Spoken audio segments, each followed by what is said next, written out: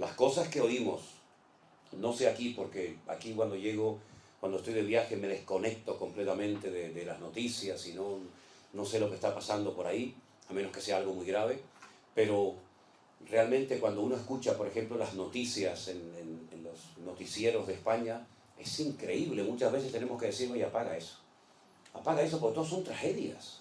Niños que no sé qué, mujer que no sé cuánto, y estamos constantemente rodeados de noticias terribles. Y muchas veces, sinceramente, ni me interesa saberlas ni oírlas, a menos, ya digo, que sean noticias tremendas, como por ejemplo este tremendo y último terremoto que ha habido en Turquía.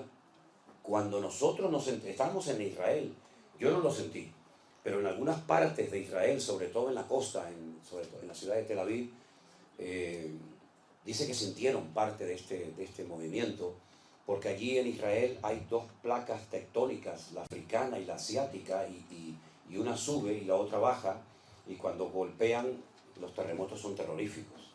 Y cuando me llegó la noticia de que había habido un terremoto de una magnitud tremenda en Turquía, y iban por 200 o 300 muertos, yo dije, oh, madre mía, 300 muertos, qué barbaridad, qué tragedia, ¿no?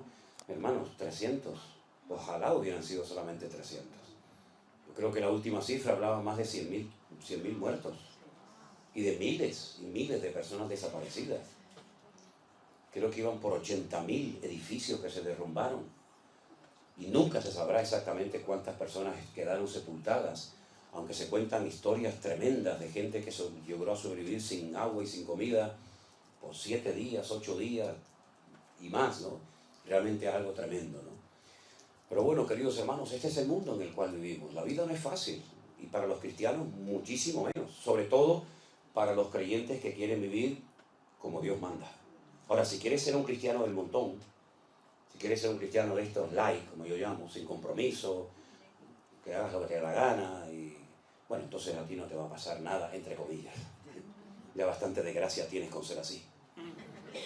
Pero si quieres ser un cristiano como Dios manda, de alguna manera sentirás presión en tu puesto de trabajo. Tus amigos, quién sabe, hasta en tu propia iglesia. Nunca ha sido fácil para un cristiano que quiere ir en serio y poner su vida en orden, desde los pies a la cabeza. Nunca ha sido fácil la vida, pero contamos con el favor y con la bendición y el aval de nuestro Dios. Amén, hermanos. Y yo quisiera leerles en esta tarde parte de un capítulo que a mí siempre, de toda la vida, cada vez que lo he leído, para mí ha sido de una bendición tremenda, porque hay pocos capítulos en la Biblia, digamos, monográficos. Es decir, que hablen de un solo tema. Hay capítulos que te tocan diferentes temas, ¿no? Y van saltando de un tema a otro. Y ya digo, hay muy pocos, hay algunos, pero muy pocos capítulos en la Biblia que toquen desde el primer versículo prácticamente hasta el último un solo tema, ¿verdad? Y lo vayan desarrollando progresivamente, como por ejemplo el caso de 1 de Corintios 13, que es un capítulo que habla fundamentalmente del amor, y en cada versículo te va dando una información, un dato interesante acerca del tema del amor, ¿verdad? Sus características, sus aplicaciones, etc. Tenemos, por ejemplo, el capítulo 12 de la carta de Pablo a los Romanos. Es un capítulo que habla acerca de los dones del Espíritu Santo y que lo mezcla con los deberes de los cristianos, de los hijos de Dios. El capítulo 8 de la carta de Pablo a los Romanos, viviendo en el Espíritu, ¿verdad? ¿Qué significa eso de vivir en el Espíritu? ¿En qué consiste? Y Pablo revela cosas extraordinarias, como por ejemplo hoy dice que el Espíritu que entró en el cuerpo muerto de Cristo al tercer día y lo resucitó de la tumba, es el mismo Espíritu que ahora mora en el corazón de los hijos y de las hijas de Dios. Esto es tremendo. Esto es tremendo. Jesús estuvo literalmente muerto. No es que se desmayó, como algunos dijeron. No es que robaron el cuerpo, como dijeron también algunos en su época. Jesús literalmente murió. Si hubiera ido un médico y hubiera estado en aquel lugar, hubiera dicho, este hombre está muerto. No hay latido, no hay riego sanguíneo, no hay nada, está muerto. Pero dice la Biblia que al tercer día el Espíritu de Dios, ese Espíritu que él dijo, Padre, en tus manos encomiendo mi espíritu, ¿verdad? Entró en él nuevamente con tal poder y con tal autoridad que lo levantó de la tumba al tercer día victoriosamente para no morir nunca más. Y ese mismo Espíritu es el que el Señor le dice a sus discípulos: no os dejaré huérfanos. Rogaré al Padre para que os envíe al Consolador, al Espíritu Santo, para que esté con vosotros para siempre. ¿Cuántos dicen amén? Amén. Él tomará de lo mío y os lo hará saber. Él os recordará todo lo que yo os he enseñado. Él os guiará a la verdad. Y estará con vosotros siempre, cada día, ¿verdad? Y me glorificará a mí. Y cuando Él venga, dice el Señor, convencerá al mundo de justicia, de pecado y de juicio. Es el mismo Espíritu. Y todo eso lo relata Pablo en el capítulo 8 de la carta a los Romanos. Pero hay otro capítulo que es el que yo quiero leer en esta noche, que es el capítulo de la fe. ¿Cuál es ese capítulo? Ese es Hebreos capítulo 11. Tenía un amigo mío que se convirtió, que el pobrecito no sabía leer muy bien, y un día llega y dice: hermano, vamos a leer la carta a los Hebreos. Sí. Digo, vamos a ver. No es a los Hebreos, no es a los Hebreos, es a los Hebreos, que es otra cosa, hombre. Ay, Señor. Aquel que dijo: carta de Pablo a Galicia, a los gallegos, no, a los Gálatas, que es otra cosa. Y bueno, Hebreos capítulo 11 es el capítulo efectivamente de la fe. Y nos da una pequeña definición. La Biblia considera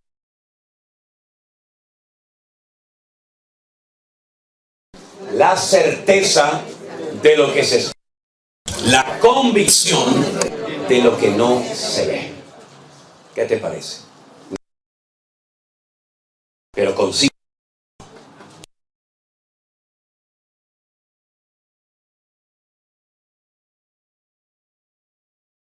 Dios mediante. Ahora, si observas, por ejemplo, el tema de la fe, a mí me llama la atención que se presenta desde diferentes puntos de vista, desde diferentes ángulos. Aquí en el iglesia hay varias, bueno, aquí también tenemos una a la derecha que está grabando. Tuviéramos 4 o 5 cámaras. Cuando terminara esta reunión, ¿cuál de todas las cámaras que grabaron la reunión, cuál grabó la verdad? Todas. Lo que pasa es que lo hicieron desde diferentes ángulos. Uno del lado derecho, del lado izquierdo, detrás, delante, etcétera, etcétera. Incluso algunos ponen hasta una cámara arriba, ¿no? Para grabar de arriba para abajo, ¿no? Bueno, la fe en la Biblia es presentada desde diferentes ángulos. Por ejemplo, la Biblia dice que la fe es el medio a través del cual el hombre puede llegar a salvar su alma. Efesios capítulo 2, verso 8 dice: por gracia sois salvos por medio de la fe, y esto no de vosotros, pues es don de Dios. Es decir, que sin fe el hombre no puede invocar el perdón de Dios y ser salvo, ¿verdad? Y pasar de muerte a vida. La fe es el medio para obtener la salvación. Pero cuando Pablo le escribe, por ejemplo, a otros hermanos, a la iglesia de Galacia, él dice que las obras de la carne son, y da una lista, creo que de 19 o 20 manifestaciones diferentes de la carne, del ego. Pero finalmente él llega y dice: más el fruto del Espíritu es amor, gozo, paz, paciencia, benignidad, fe, mansedumbre, templanza. Contra tales cosas no hay ley. Es decir, que no solamente la fe es el medio para obtener la salvación, sino que la fe es parte del fruto del Espíritu Santo que tiene que manifestarse y tiene que notarse en nuestra vida según va pasando el tiempo. Pero es curioso que cuando le escribe a los Corintios, Pablo no utiliza el tema de la fe como el medio para la salvación o como parte del fruto de una de las características de una vida conectada con Dios, sino que él habla de un don. Él habla de 9 dones, pero uno de los que él menciona dice el don de la fe. Y yo pongo el siguiente ejemplo. Imagínense los hermanos que se fueron esta mañana a sus respectivos hogares. Bueno, tuvieron que llenar el depósito de su vehículo de gasolina hasta arriba, porque van a viajar muchos kilómetros y van a hacer muchas horas conduciendo. Y no pueden viajar con el depósito en reserva, ¿no? Sino tienen que llenarlo hasta arriba. Y probablemente durante el camino tendrán que volver a llenarlo y soltar el dinero. Ahora, si usted quiere ir de aquí a unas cuantas cuadras, Tal vez con la poquita gasolina que usted tiene en este momento en su carro, en su coche, usted puede llegar sin ningún problema. Pero si usted quiere emprender un largo viaje, con esa gasolina usted no va a llegar, se va a quedar tirado en el camino. ¿Hasta dónde tú quieres llegar en tu relación con Dios? Tal vez con la fe que tienes puedes llegar de aquí a la esquina y puedes hacer alguna cosita. Pero si tú quieres adentrarte en una auténtica aventura con Dios, no te va a quedar más remedio que llenar el depósito de fe de tu corazón. Porque con la fe que tienes a lo mejor no llegas ni de aquí a la esquina. Ahora vemos en la palabra de Dios que la fe puede crecer, también menguar, y también puede ser contaminada. Pero hablemos de cómo crece la fe, ¿verdad? Porque si la Biblia dice en el versículo 6 que sin fe es imposible agradar a Dios, entonces nos conviene tener mucha fe. ¿No estamos de acuerdo, hermanos? Sin fe es imposible agradar a Dios. Por lo tanto, yo necesito saber cómo puedo tener una buena fe, robusta, firme, madura, para que cuando llegue el momento de la prueba, que llegará, mi fe no me falle y esté en óptimas condiciones. Bueno, analizando la palabra de Dios, uno se da cuenta de que la fe, tarde o temprano, para que crezca, tendrá que ser probada por el fuego, dice Pedro. La fe, aunque es más preciosa que el oro, tendrá que ser probada por el fuego de la prueba. Y entonces ves en la Biblia que prácticamente no hay ni uno de los grandes hombres de Dios que su fe no fue probada en un momento puntual de su vida. Miren, por ejemplo, la vida del patriarca Abraham. Abraham vivía en lo que sería hoy en día aproximadamente Irak. Por allí, por el Éufrates, por el Tigris, por Mesopotamia. De repente este hombre recibe un llamado del Dios vivo y verdadero diciéndole que lo deje todo. Tierra, padre, familia, que renuncie a su herencia, porque así ocurría, que lo deje todo y que se adentre al desierto a caminar, y dice que salió sin saber a dónde iba. Cuando usted salió de su casa, de su ciudad, hace unos días para poder venir a estas reuniones, usted sabía a dónde iba, ¿sí o no? Cuando usted salió esta tarde de su hogar para venir a esta reunión, usted sabía a dónde tenía que ir. Pero si alguien paraba a Abraham por el desierto y le decía, ¿a dónde vas? Abraham no podía dar una respuesta coherente, decía, no lo sé. ¿Cómo puede salir un hombre dejándolo todo atrás y encima no saber a dónde voy? Salió sin saber a dónde iba, dice la palabra. Versículo 8 dice, obedeció para salir al lugar que había de recibir como herencia y salió sin saber a dónde iba. Versículo 9, por la fe habitó como extranjero en la tierra prometida, como en la tierra ajena, morando en tiendas con Isaac y Jacob, coherederos de la misma promesa. Es decir, pasó de una vida de confort, de una vida de estabilidad, con su trabajo, con su familia, etcétera, etcétera, a una vida de nómada. No sé a dónde voy y dejo mi casa, dejo mis patrimonios, dejo todo para vivir en tiendas de campaña, cosa que nunca había hecho. ¿Cuánto tiempo? No lo sabía. ¿A dónde vas? Tampoco lo sabía. Y todo eso lo hizo por fe en el llamado que había recibido de parte de Dios. Porque Dios le había hecho una promesa.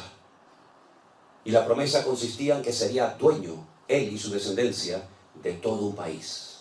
La tierra de Canaán, la tierra de Israel. Y dice aquí, porque además de todo eso, esperaba la ciudad que tiene fundamentos, cuyo arquitecto y constructor es Dios. Ahora díganme ustedes, ¿qué ciudad ha construido y edificado y diseñado Dios? ¿Dónde está esa ciudad que ha construido Dios? Que la ha diseñado hasta el más mínimo detalle. ¿Dónde está esa ciudad? Porque de esa ciudad no se habla nunca en el Antiguo Testamento. No se habla ni en la ley de Moisés, no se habla ni en los salmos, no se habla en ninguna parte. Pero dice aquí el autor de este capítulo que Abraham salió, número 1, sin saber a dónde iba, agarrado firmemente a una promesa de heredar algún día una tierra. Vete tú a saber dónde estaba esa tierra. Y además, en el fondo, lo que Abraham realmente buscaba era la ciudad cuyo arquitecto y fundador es Dios. ¿Cómo podía saber él que existía esa ciudad? ¿Y dónde estaba esa ciudad? Si el primero en toda la historia de la Biblia que nos relata esa ciudad, cómo es, sus medidas, sus materiales, etcétera, etcétera, hasta su nombre, fue Juan en el libro del Apocalipsis, en el capítulo 21 y 22 del Apocalipsis. Pero dice la Biblia que salió sin saber dónde estaba, pero la buscaba, y dice que la saludó y la vio de lejos. Por eso es el hombre llamado en la Biblia el padre de la fe. Esa ciudad cuyo arquitecto y fundador y diseñador es Dios, es nada más y nada menos que la Nueva Jerusalén. Si quieren saber cómo es, si quieren saber cuáles son sus características, sus medidas, sus materiales, etcétera, lean esta noche antes de dormir el capítulo 21 y 22 de Apocalipsis y te vas a quedar asombrado, porque ahí está la ciudad que Abraham buscaba y dice que la vio. Es decir, aún antes del nacimiento de la iglesia, aún antes del nacimiento físico y terrenal del Señor Jesucristo, ya Dios había construido esa ciudad destinada en la eternidad para ti y para mí. ¿Cuántos dicen amén? Tremendo. Fíjate que un día los judíos, hablando con el Señor Jesucristo, Él habla de su eternidad y les dice: yo soy antes de Abraham. Y le dijeron: ¿cómo vas a decir tú antes de Abraham si no tienes ni 40 años? Por poner una cifra, ¿no? Si ustedes verdaderamente fueran hijos de Abraham, como le dijo el Señor a los judíos, creerían en mí, porque Él vio mis días y se gozó. Es increíble, ¿verdad? Cómo parece que estaba ya todo escrito y planificado desde antes de la fundación del mundo. Ya la Nueva Jerusalén existía antes de la creación de Adán y Eva. Ya el Señor Jesucristo sabía que moriría algún día en una cruz y aún no había sido creado Adán y Eva ni el jardín del Edén. Luego ya Dios lo que hace en su palabra es relatarnos lo que para Él ya es pasado, pero que todavía para nosotros sigue siendo un misterio y sigue siendo futuro. Por eso es muy interesante ver cómo Dios relata las cosas del futuro, que cuando te las cuenta, las lees y parecen como que ya han sucedido en el pasado lejano y distante. Cuando le dice aquel anciano a Juan en la isla de Patmos: Juan, estas multitudes que no se pueden contar, con ropas blancas, de todas las naciones, pueblos, tribus y lenguas, ¿quiénes son esta gente? ¿De dónde han salido? ¿De dónde vienen? Y Juan en aquel momento llora y le dice: yo no lo sé, Señor. Yo no sé quién es esta gente. Yo no sé de dónde han salido. Y la respuesta celestial fue: estos son los que ya han salido de la gran tribulación y no han manchado sus vestiduras, sino que se han mantenido santos y puros para el Cordero de Dios. Ya han salido de la gran tribulación y la gran tribulación aún todavía no ha empezado. Pero el Señor te lo cuenta en futuro, lo que todavía no había, en pasado, lo que todavía no ha ocurrido. Porque ¿qué es lo que será? Dice la Biblia: lo mismo que fue. Por lo tanto, qué interesante es ver cómo Dios, me permite la expresión, Él ya vio toda la película. ¿No les ha pasado a ustedes que ya han visto, por ejemplo, ahora Cristina está viendo una serie, Fauda, que yo la he visto en internet, en Netflix, y yo ya la he visto toda, ya va por la primera temporada y yo ya voy por la cuarta. Y cuando yo la estoy viendo, y yo le digo: cuidado con este que es malo, ¿eh? Eso le enfada muchísimo a Miriam. Yo entro en la habitación y digo: ay, pero este chico la va a matar a la chica. Pero papá, por favor, pero no me cuentes la película. El Señor ya nos contó en la Biblia la película. El Señor ya nos contó la película. Él sabe cómo va a terminar todo. Por eso no tenemos que tener miedo. Mira, el mejor antídoto para la depresión, el mejor antídoto para la tristeza, ¿sabes cuál es? El libro del Apocalipsis. Ay, pero a mí me da miedo. No, a mí todo lo contrario, a mí me anima un montón el Apocalipsis, porque veo al diablo derrotado, porque veo el cielo y la tierra nueva, porque veo la venida del Señor, porque veo el milenio, porque veo el reino milenial del Señor, porque todo termina bien para la honra y la gloria del Señor. Dios nunca pierde, siempre gana todas las batallas. Aleluya. Y eso es la fe, ver las cosas que no son como si ya fuesen. Así que todo eso pasó en la vida de este hombre por la fe, dice la palabra de Dios. Pero dice algo más en el verso, por ejemplo, 4. Por la fe, Abel, ¿saben quién era Abel, verdad? Uno de los hijos de Adán y Eva. Abel ofreció a Dios más excelente sacrificio que Caín, por lo cual alcanzó testimonio de que era justo, dando Dios testimonio de sus ofrendas, y muerto, aún habla por ella. Hay gente que ha muerto, pero sus obras hablan como si estuvieran vivos todavía entre nosotros, ¿verdad? Dios había establecido un nuevo sistema, una nueva forma de acercarse a Dios, porque ya habían pecado, ya habían caído, ya habían sido expulsados del jardín del Edén, pero Dios quería seguir teniendo comunión con el hombre, pero ya no va a ser igual. Ya se acabó eso de línea directa con Dios, ahora son sacrificios de animales. Y alguien me preguntó una vez, ¿y por qué sacrificios de animales? ¿Qué tienen que ver los animales con el pecado del hombre? Bueno, Dios estableció muchas leyes en la naturaleza y muchas leyes en el reino espiritual, y una de ellas dice que sin derramamiento de sangre no hay remisión de pecados. En la sangre está la vida. Es decir, que lo que tenía que suceder es que el hombre tenía que morir derramando su sangre. Pero si moría, ¿cómo iba después a poder vivir y experimentar el gozo de la salvación? Es imposible. Por lo tanto, el animal sustituía al pecador y le recordaba que se comportó como un animal el día que desobedeció y se desconectó de Dios, porque eso es lo que hace el hombre. El ser racional se convierte en irracional cuando peca, cuando miente, cuando roba, cuando mata, etcétera, etcétera. ¿Por qué? Porque se comporta peor que una bestia. Y el pecador, cuando quería acercarse a Dios, tenía que traer un animal, como tú te has comportado como un animal, en vez de como un ser, pues, racional, como yo te creé en un principio. Y vas a tener que poner tus manos sobre la cabeza de ese animal inocente y confesar públicamente tus pecados. Y ese animal simbólicamente va a morir en tu lugar, aunque no te va a perdonar los pecados, pero es para que recuerdes siempre que eres un pecador. Y eso pasó durante siglos y siglos y siglos. Nadie podía acercarse a Dios como nosotros hoy en día, que oramos, pedimos perdón y ya está. No, durante siglos la gente tenía que ir al templo de Jerusalén a presentar sus correspondientes sacrificios. Pero claro, no había un sacrificio que te limpiaba completamente de tus pecados, sino que continuamente tenías que ir, y otro día, como cuando éramos católicos.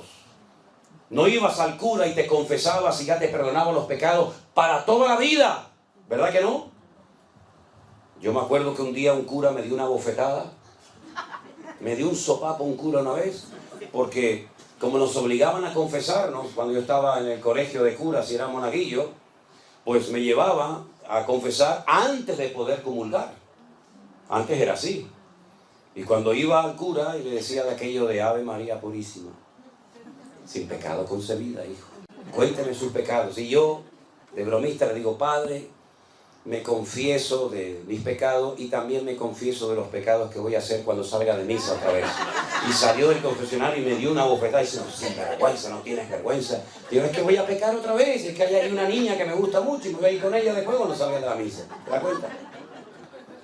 No hay alguien que te pueda perdonar para siempre los pecados, solamente aquel que dijo, este es el Cordero de Dios que quita el pecado del mundo. A Él sea la gloria y la honra en esta noche. Jesucristo, el Hijo de Dios, aleluya.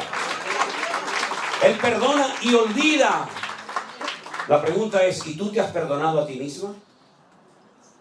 Porque hay gente que Dios ya les perdonó, pero ellos siguen con la matraquilla de que soy pecador y no sé qué. Pero mira, si Dios ya no sabe lo que le estás diciendo. Dios perdona y olvida para siempre.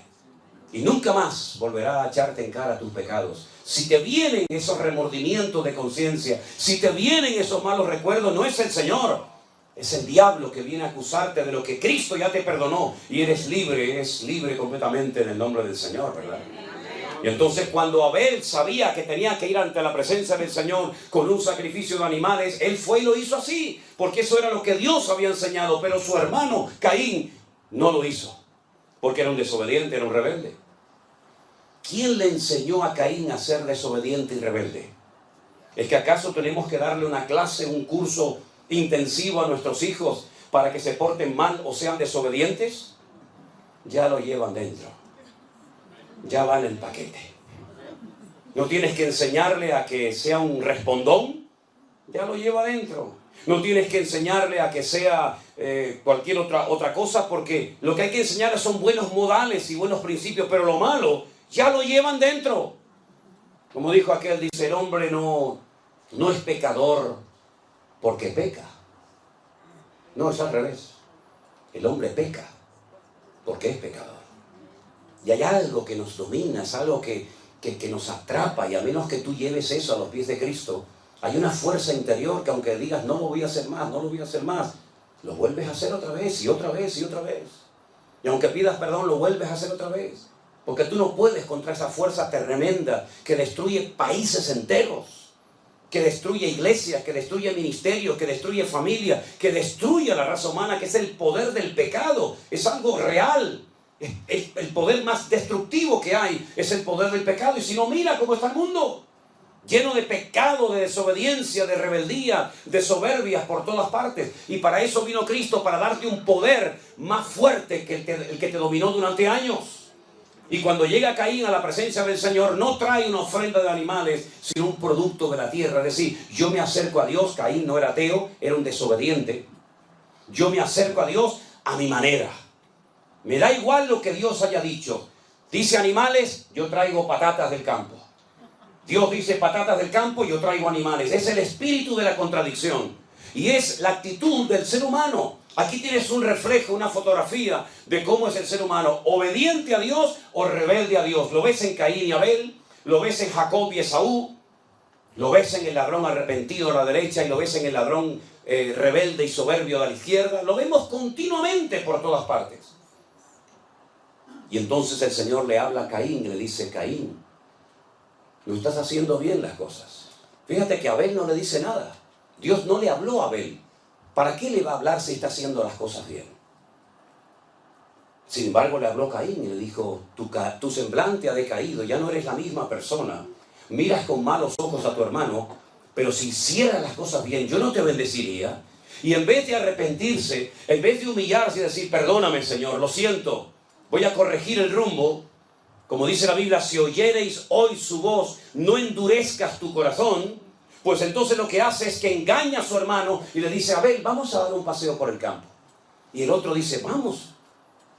Se fía de su hermano. Es noble de corazón. Ni siquiera se imagina lo que le va a hacer su propio hermano. Y dice la Biblia que su hermano Caín se levanta contra él y lo mata. El primer asesinato de la historia de la humanidad. Y Dios le vuelve a hablar a Caín y le dice, Caín, ¿dónde está tu hermano Abel? Lo confronta, ¿no? Y Caín le dice, ¿soy yo acaso guarda de mi hermano? Como diciendo, yo que sé dónde está mi hermano. Y le dice el Señor algo tremendo y le dice, la voz de la sangre de tu hermano Abel ha llegado hasta mi presencia. Aunque lo quieras ocultar, esa sangre inocente que ha sido derramada por tu mano ha llegado a mi presencia clamando por justicia. Y Dios maldice a Caín, y sabemos lo que pasó con Caín. Fue un ser errante, ¿verdad? Sin arraigo en ninguna parte del mundo, con una insatisfacción como le pasa a la gente hoy en día, que nada les llena. Se emborrachan, se drogan, van a fiestas, van a casinos, viajan, se casan, se divorcian, se juntan con una, se juntan con otra, se meten en una secta, salen de una secta, se meten en otra, tienen dinero, pierden el dinero, vuelven a ganar dinero, y hay una constante insatisfacción en su vida y nada les llena. Es como un hueco que nunca se termina de llenar, porque cuando una persona es desobediente y arrogante y le da las espaldas a Dios, nunca te sentirás feliz ni en paz en esta vida. Es el espíritu de Caín, el espíritu errático, el espíritu que cuando está aquí quiere estar allá, cuando está allá quiere estar aquí, cuando hace frío dice, ay, a ver si viene el calor y quiere estar el frío, cuando está navegando en alta mar quiere llegar a tierra, cuando está a tierra quiere volver a alta mar, cuando es de día anhela la noche, cuando es de noche anhela de día. Es una constante insatisfacción, y esa es la característica típica del que está fuera de la voluntad de Dios.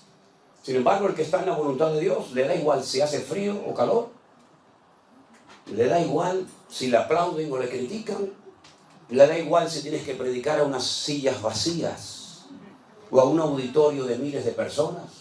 ¿Sabes por qué? porque ya el vacío lo llenó el Señor Jesucristo, nuestro amado y bendito Señor. Aleluya. Es así, hermano, es así. ¿Y por qué Abel fue obediente? Porque dice que lo hizo por fe, porque la fe nos ayuda a ser obedientes. Y la rebeldía nos ayuda a ser gente desobediente. Tú tienes que elegir esta noche qué tipo de vida, qué modelo de vida tú vas a vivir. Y otra cosa, para los que son padres y madres, lo que tú elijas, el camino de la obediencia, el camino del sometimiento al Señor, o el camino de la desobediencia y dándole las espaldas a Dios, quieras o no quieras, te pongas como te pongas, se lo vas a transmitir a tus hijos. Así que ándate con ojo. Porque no solamente los seres humanos tenemos la capacidad de transmitir nuestra genética a nuestros hijos, sino también hay una influencia espiritual sobre nuestros hijos que se transmite aunque no creas en ello. Por eso es muy importante que tú no solamente analices tus palabras, sino tu actitud. Porque puedes decir todo lo que tú quieras y puedes gritar y puedes hacerte el macho y puedes hacerte lo que tú quieras. Pero si tu vida por dentro no es igual que lo que parece ser por fuera, tú vas a transmitir tu rebeldía, tu amor al Señor, tu pasión por la obra del Señor o tu rechazo al Señor y a su palabra. Lo vas a transmitir quieras o no quieras. O es que no hemos leído en la Biblia que dice, tal la madre, tal la hija. Vemos un niño pequeño y decimos, ¿cómo se parece a su padre? Es igualito, igual de terco, de cabezón que el padre o que la madre. Y el niño tiene meses, pero ya comienza a brotar ese germen que llevamos por dentro. ¿Se acuerdan cuando el Señor Jesucristo le dijo a sus discípulos aquella frase preciosa? En el mundo tendréis aflicción, pero confiad, yo he vencido al mundo. Mi paz, dice el Señor a sus discípulos, mi paz os dejo. No como el mundo la da. Es decir, la paz que tenía Cristo, el príncipe de la paz, no se la llevó al cielo con él, sino que se la dio a Pedro, se la dio a Juan, se la dio a Santiago, y todos tenían la misma paz que tenía el Señor Jesús. Pasa el tiempo, ya tienen en su corazón la paz de Cristo, y ahora el Señor reúne a sus discípulos y les dice, quiero mandarles de 2 en 2 a todos los lugares, aldeas, pueblos y ciudades donde yo voy a ir a llevar la palabra. Cuando lleguen a una casa, si no os reciben, si no os dan hospitalidad como era en la época, lo que se tenía que hacer, vuestra paz volverá a vosotros. Pero si en una casa os dan hospedaje, os dan comida, os tratan bien, etcétera, etcétera, vuestra paz reposará sobre esa casa. Es decir, ya ellos podían transmitir la misma paz que el Señor Jesucristo les dio, porque recibían de Cristo y de ellos podían dar a los demás. Por eso cuando vas al Sermón del Monte, a las famosas bienaventuranzas, te encuentras que a los hijos de Dios se les conoce como pacificadores. Bienaventurados los hijos de Dios, porque ellos serán llamados pacificadores. ¿Qué transmites tú en tu casa? ¿Qué transmites? Ustedes saben que cuando una persona, por ejemplo, fuma, el olor del humo, del tabaco, se le impregna. ¿Sí o no?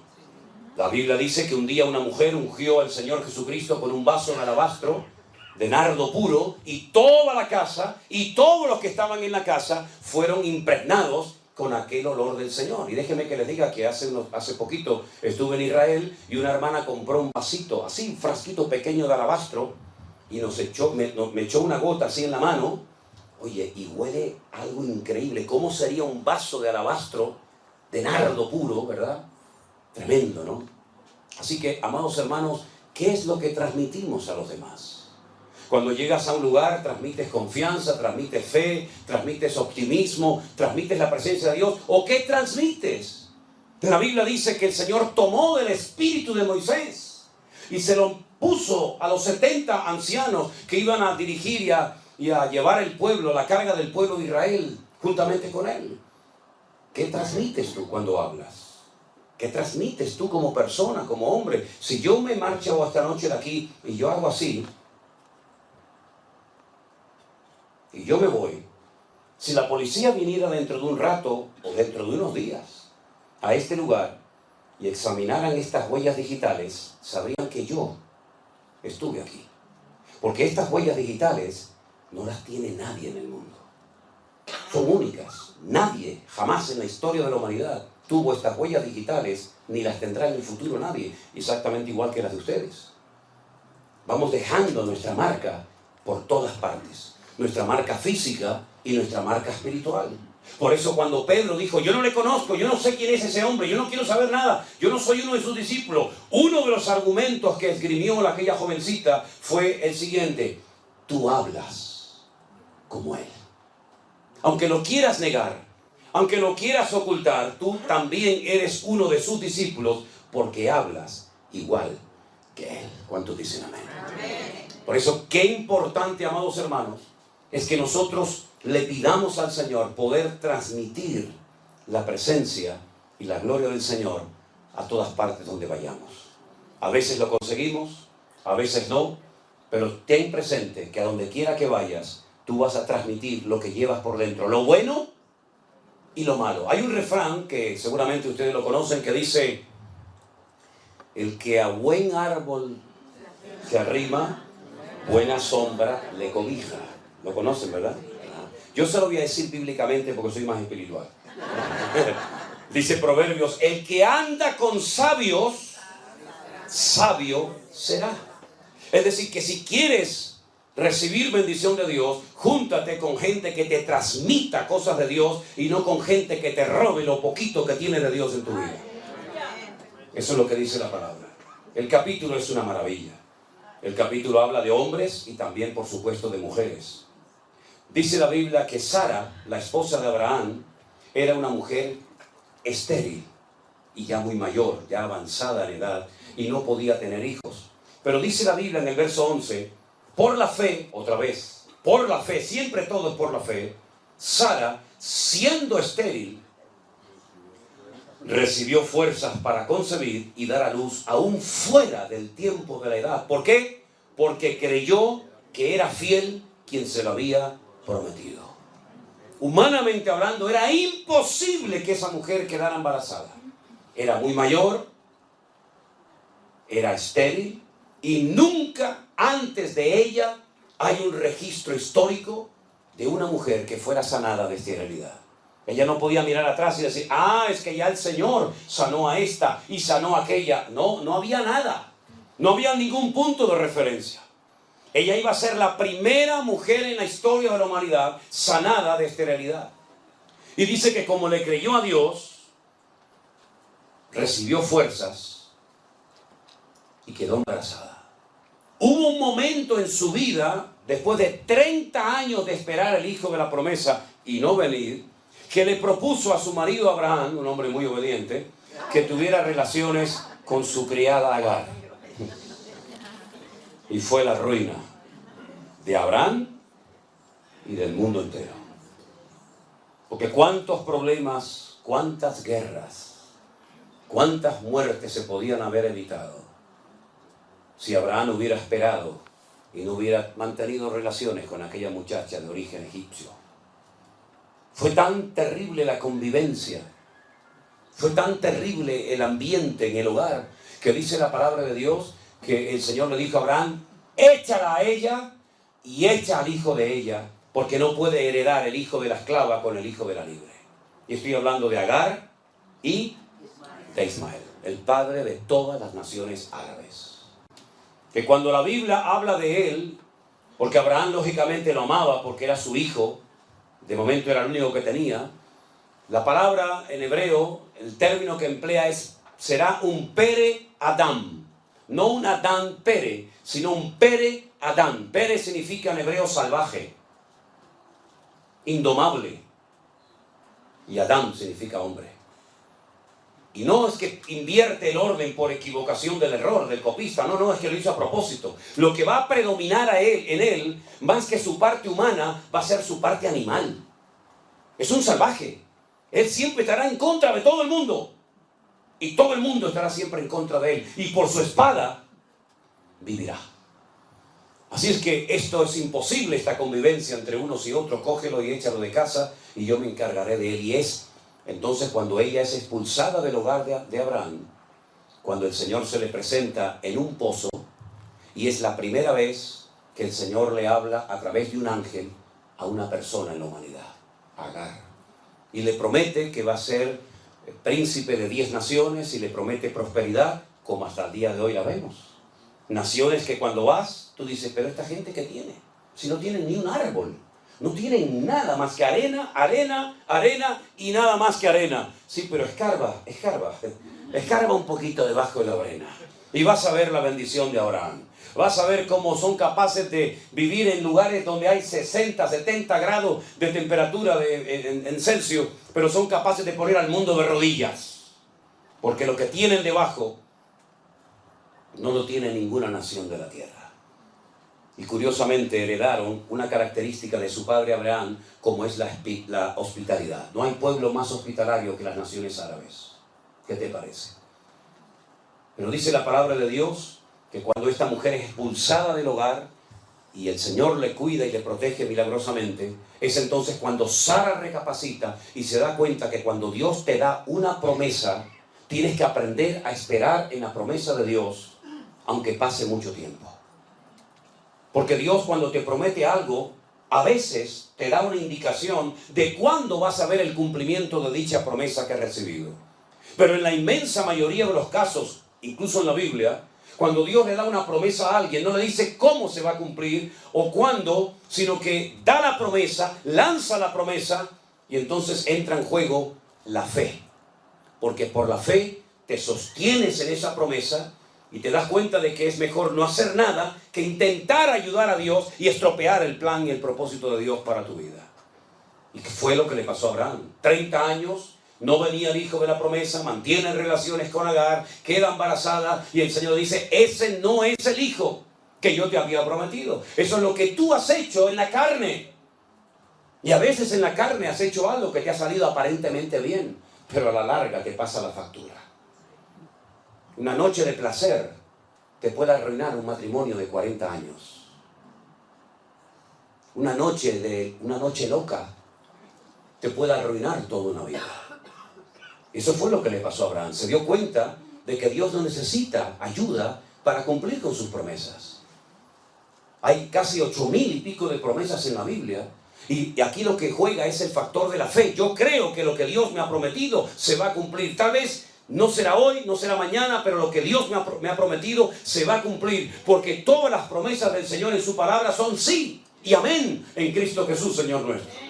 Por lo tanto, ¿qué hago? ¿Cuál es la actitud correcta? ¿Cuál es la actitud de un cristiano maduro? Encomienda al Señor tu camino, confía en Él y Él hará cuando lo crea conveniente. Y al final vino el hijo de la promesa, vino Isaac. Ahora, fíjense qué curioso. Yo podría, créanme, de este capítulo podría estar hablando semanas y horas enteras, porque es un capítulo increíble. Cada versículo es un sermón. Pero fíjense que Abraham, en un momento de necesidad, desciende a Egipto. Fíjate la expresión. Cuando se va a Jerusalén se dice subir a Jerusalén. Y cuando se va a Egipto se dice descender a Jerusalén. En lo natural y también, como no, en lo espiritual. Abraham descendió a Egipto porque allí era donde había alimentos, donde había recursos, donde había agua, donde había un futuro más esperanzador que en Canaán. Y allí el Señor le habló, lo trató y todos conocemos la historia. Y al final él tiene que huir, tiene que marcharse de Egipto. Cuando su hijo Isaac es grande y vuelve a tener parecidos problemas a los que su padre tuvo, falta de agua, falta de recursos, falta de alimentos, etc. ¿Qué es lo primero que piensa el hijo? En hacer lo mismo que le vio hacer a su padre. Descender a Egipto. Pero Dios le dice a Isaac, no vayas a Egipto, no desciendas a Egipto. Pero Señor, yo soy dueño de miles de cabezas de ganado. Donde yo vivo no hay pastos. Donde yo vivo no hay agua, no hay recursos, no hay nada. Voy a terminar perdiéndolo todo. En Egipto está el río Nilo, el río más largo del mundo. Siempre hay agua, siempre hay tierra fértil. El Señor dice, no vayas a Egipto, quédate aquí. Y uno dice, ¿dónde le dijo el Señor a Isaac? Quédate aquí, no te muevas. En un lugar llamado Beer-sheba. La palabra Beer en hebreo es pozo. Sheba es el número 7, 7. Beer-sheba, la ciudad de los 7 pozos. Algunos de ellos los había abierto su padre Abraham. Entonces dijo, bueno, pues oraremos para que salga agua de los pozos y vamos a ver qué pasa. Los filisteos venían y le echaban tierra y piedra a los pozos y se los cegaban. Y entonces él se iba a otro lugar y abría un pozo, encontraba agua y los filisteos venían y se lo cerraban. Y entonces seguía hasta que dice que llegó a un lugar llamado Rehobot, que son lugares amplios. Y entonces dice que ese año, en pleno desierto, con muy poca agua, sin recursos humanamente hablando, dice que sembró y cosechó a 100 por 1. Y uno dice, Dios mío, no es el lugar, es la actitud de mi corazón lo que marca la diferencia. No es América, no es Europa, no es África, no es aquí ni allá. Es mi fe en Dios lo que marca la diferencia. Porque puedes estar en un lugar de prosperidad y de bendición y de trabajo, pero está la bendición de Dios sobre tu corazón. Porque el lugar es lo menos importante, hermano, créame. El lugar es lo de menos. Lo importante es tu corazón y tu fe en el Señor. El rey Salomón, el sabio Salomón, llegó a escribir un día un proverbio y dijo, es mejor un bocado seco y en paz, pero con la bendición de Dios, que casa llena de provisión, donde no está la bendición del Señor. Sé lo que es dormir muchos días, muchas veces en gasolineras dentro de mi coche, porque no tenía ni para pagar una habitación de un hotel o de un hostal. Sé lo que es viajar en barco y llevarme un trocito de pan, mientras los demás iban al comedor a comer. Yo no podía ir, porque no tenía dinero para comprar la comida en el barco. Sé lo que es sentarme a la mesa, sin comida, con los platos vacíos, y orar, Señor, gracias por estos alimentos que tú me has provisto para hoy. Y hemos aprendido algo en todos estos años, y es que cuando uno pone su confianza en el Señor, no importa la cantidad, lo que importa es que te agarres al Señor y seas capaz de creerle a Dios. Y ese día, cuando en un pueblecito de España llamado Medina de Pomar, provincia de Burgos, nos sentamos Elena y yo, porque en aquellos tiempos nuestras hijas no habían nacido, oramos con los platos vacíos y le dimos gracias al Señor por los alimentos. Al ratito, mientras conversábamos, alguien tocó a la puerta de nuestra casa y nos trajo un dinero, sin saber ella nada, porque venía de otro lugar, con una cantidad de dinero que nos sirvió para comprar comida ese día. Y como dijo el apóstol Pablo, y yo, para la gloria de Dios también lo puedo decir, sé vivir humildemente y sé tener abundancia. En todo y por todo he sido enseñado y entrenado por el Señor, tanto para tener abundancia como para padecer necesidad, porque todo lo puedo en Cristo que me fortalece. Y eso es lo que el Señor quiere enseñarnos a nosotros en el siglo XXI. Hay tiempos de abundancia, cuidado, porque echa más a perder la abundancia que la escasez. Es mucho más fácil recurrir a Dios en momentos de escasez que acordarte de Dios en momentos de prosperidad. Es más peligrosa la abundancia que la escasez, porque Salomón también dijo, si me das mucho, si me sobra mucho, puede ser que me termine olvidando de ti. Pero si me das poco, puede ser que termine robando y pecando contra ti. Por lo tanto, Señor, manténme de lo necesario para que no peque contra ti, ni en la abundancia ni en la escasez. Eso es una lección que no se lee en un libro, sino viviéndolo cada día en tu vida. Aleluya. Claro, a todos, también a los cristianos, nos gusta tener nuestras necesidades básicas cubiertas. Y poder invitar a tu esposa una noche a comer, y poder comprarte una camisa si te gusta. Claro, no hay nada malo en eso. Pero no te olvides que el Señor es mi pastor y nada nos faltará. Y lo importante es tenerlo a Él. Y lo importante es que cuando Dios te prospere, que espero que te prospere a por 1000. Y cuando el Señor te dé abundancia, que seas un buen administrador y no tengas mentalidad de dueño, sino que seas un administrador fiel de los recursos que el Señor, por su misericordia, ha puesto en tus manos. ¿Cuántos dicen amén? Yo quiero terminar en esta noche leyendo los últimos versículos de este precioso capítulo que podríamos estar horas y horas hablando de él. Hay una mujer mencionada en el versículo 31 que no era judía, era cananea. Su nombre es Rahab. El verso 31 dice: por la fe, otra vez, por la fe, Rahab la ramera no pereció juntamente con los desobedientes, habiendo recibido a los espías en paz. Esta mujer es muy interesante su historia, porque la Biblia nos habla de que era una mujer que había ejercido durante tiempo la prostitución en la ciudad de Jericó, donde ella vivía. Ella era una cananea, pero un día recibe en su casa la visita de 2 hombres extranjeros, 2 israelitas, que van a su casa, el mejor lugar para pasar desapercibidos, y ella reconoce que son hebreos y les dice algo tremendo. A veces lo leemos y no somos conscientes de la profundidad de aquella conversación durante la noche de Rahab con estos 2 hombres. Les dice: hemos oído lo que vuestro Dios ha hecho por vosotros cuando os sacó de Egipto. Lo hemos oído. Sabemos que Dios os abrió las aguas del Mar Rojo para que pasarais por tierra seca. Y sabemos que Dios os va a entregar esta tierra.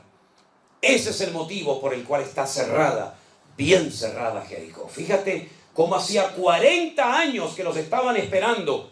Estaban con más temor los habitantes de Jericó que el pueblo de Israel, quejándose y lamentándose contra el Señor. Es decir, hace 40 años podían haber entrado a Canaán, pero por desobediencia y por rebeldía perdisteis la oportunidad histórica de vuestra vida y moristeis en el desierto, cuando hace 40 años esta gente estaba temblando de miedo porque sabían que nuestro Dios es el Dios vivo y verdadero. Qué lástima, ¿verdad?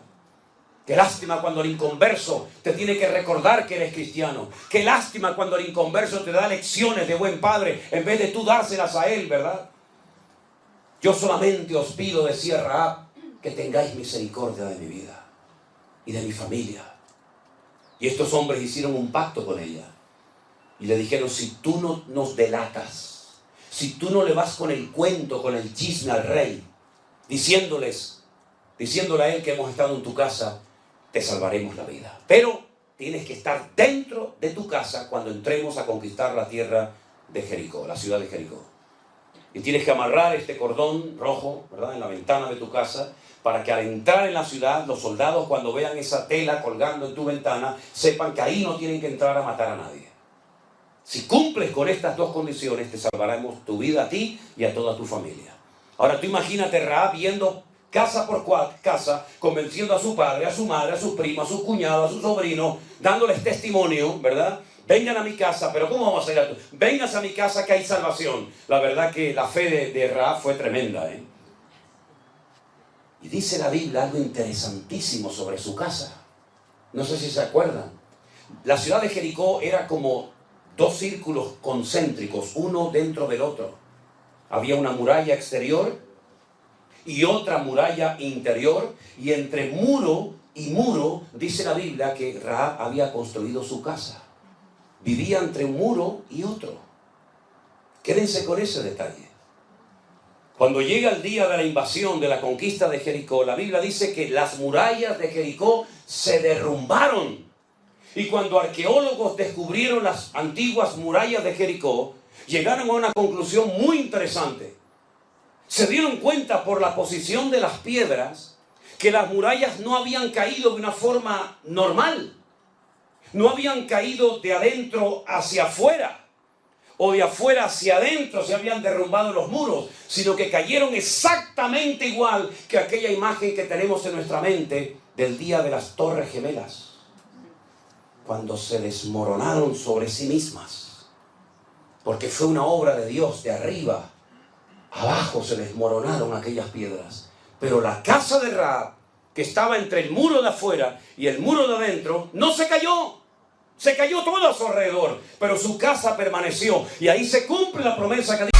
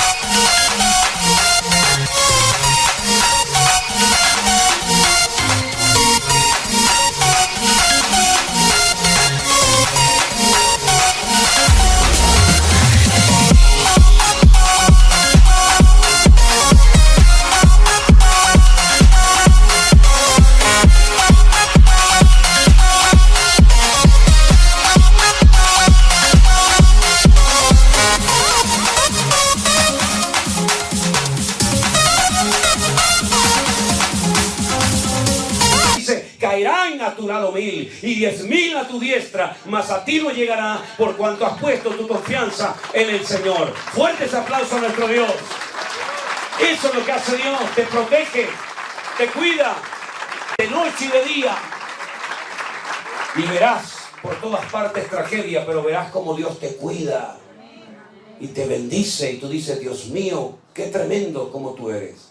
Y resulta que esta mujer cananea, que repito, no era del pueblo de Israel, estaba bajo aquella maldición que había lanzado Can, ¿se acuerdan? Noé, cuando dijo, maldito sea Canaán, ¿se acuerdan? Cuando lo vieron desnudo, y él maldijo a alguien que ni siquiera existía en aquel momento, sus 3 hijos, Sem, Can y Jafet, y maldice al nieto, al hijo de Can, a los cananeos. ¿Y cómo se llamaba la tierra donde vivía Rahab en aquel tiempo? Canaán. Los cananeos estaban todos bajo la maldición de Noé. Pero ella resulta que se incorpora, se integra en la vida del pueblo de Israel y se casa con uno de los espías. ¿Sabían eso? Que se llamó Salmón. No, sino Salmón. Que esta mañana hablé en Salmón. Se casó con Salmón. Y entonces cuando uno se convierte de verdad al Señor, las maldiciones forman parte de la historia. Ya puedo dormir en paz me acostaré y asimismo dormiré, porque solo tú, Señor, me haces vivir confiado. Ya no tengo miedo de lo que me hizo mi padre, lo que me hizo mi abuelo, de lo que pasó en la reconquista, lo que no, yo no tengo nada que ver con eso. Yo voy a quitar del pueblo, dijo el Señor, ese refrán que tenéis que no concuerda con la realidad. Los padres comieron las uvas y los hijos tuvieron la dentera. El alma que pecare, esa morirá. El hijo no morirá por los pecados del padre, ni el padre morirá por los pecados del hijo, sino que el alma que pecare, esa morirá. Así que ella ya no es una mujer bajo maldición, sino que ahora toda la maldición se convierte en bendición y queda embarazada y tiene nada más y nada menos que a un hijo que se llamó Booz. Booz. Díganlo en español, Booz. Con Z. Y Booz llegó a ser uno de los hombres más ricos de Israel. Un terrateniente que tenía tierras en abundancia. Y un día ve venir por el horizonte a una mujer de los campos de Moab, viuda, con una mano delante y una mano detrás, pobrecita, tratando de sustentar su vida y la de su suegra, y se enamora de ella, y se casa con ella. El hijo de Rahab se casó con Ruth, la moabita, y quedó embarazada y tuvo un hijo llamado Obed. Y Obed pasa el tiempo y tiene un hijo llamado Isaí. E Isaí tiene muchos hijos, pero sin lugar a dudas el más famoso de todos fue el mismísimo rey David. ¿Y de dónde viene el Señor Jesucristo? Entroncado con esa familia, con la familia de Judá, porque Dios torna la maldición en bendición. ¿Cuántos dicen amén? ¡Gloria a Dios! ¿De dónde ha salido eso de que vamos a echarle hoy los demonios a los hermanos miembros de la iglesia? ¿De dónde ha salido ese disparate? Incluso algunos hasta le dicen, tiene que pagar. para que el pastor le bendiga y le saquen los demonios y les rompan las maldiciones generacionales. ¿Saben? Cuando fui a Santiago de Chile la primera vez, yo iba a predicar en una iglesia de indígenas ahí en Chile. Y estábamos en una plataforma, un montón de gente, yo estaba entre ellos y me dice el pastor al oído: usted viene de España, ¿verdad? Y le digo: sí, de las Islas Canarias vengo. De España, ¿no? Digo: sí, de España. Dice: pastor, sería muy bueno que usted hoy, cuando se suba a la plataforma a predicar, le pidiera perdón a la iglesia. Y era la primera vez en mi vida que estaba allí. Digo: ¿hice algo malo? ¿Por qué le tengo que pedir perdón? Dice: porque usted sabe lo que hicieron los españoles en América. Se llevaron el oro, le daban espejos, y los indígenas le daban los collares, y claro, los españoles fueron muy malos. Y le digo: ¿qué tiene que ver el espejito conmigo, hermano? O sea, a mí también el gobierno me saca el oro, ¿qué quiere que me diga? No, pero sería bueno, pastor. Entonces me subo a la plataforma y bueno, por quedar bien con este caballero, le digo: bueno, hermanos, es la primera vez en mi vida que estoy en esta iglesia, fue la última, ya nunca más fui. Quiero pedirles perdón por lo que hicieron mis antepasados españoles en América. Uy, se entró un llanto a la iglesia, empezó todo el mundo a llorar. Y yo digo: uy, ¿pero qué pasó ahora? Y lloraban los indígenas y el cacique lloraba por allí y el otro. Y entonces se sube el más viejo de todos, el más mayor, se sube a la plataforma, me da un abrazo y me dice: pastor, hoy se ha roto un odio en mi corazón contra ustedes. Y yo decía para mí: si el que me tiene que pedir perdón es usted, a mí que me odia a mí, yo no lo he visto a usted en mi vida, amigo. Y tenía esa espina clavada en su corazón, ¿verdad? Hermano, dice la Biblia: de modo que si alguno está en Cristo, nueva criatura es. Las cosas viejas pasaron, y aquí todo se ha hecho nuevo, aleluya. Y conoceréis la verdad, y la verdad os hará libres. Bueno, si usted quiere pedirle perdón por lo que hicieron sus padres, pues pídele perdón. Pero, hermano, los pecados son personales. Y tal vez su padre fue un hombre malo, perverso, terrible. Pero si usted es un hijo de Dios, su nombre ahora está escrito en el libro de la vida. Y usted no tiene que tener remordimiento de conciencia de lo que hicieron sus antepasados. Procure, ya que no puede arreglar su pasado, procure no estropear su presente y arruinar su futuro.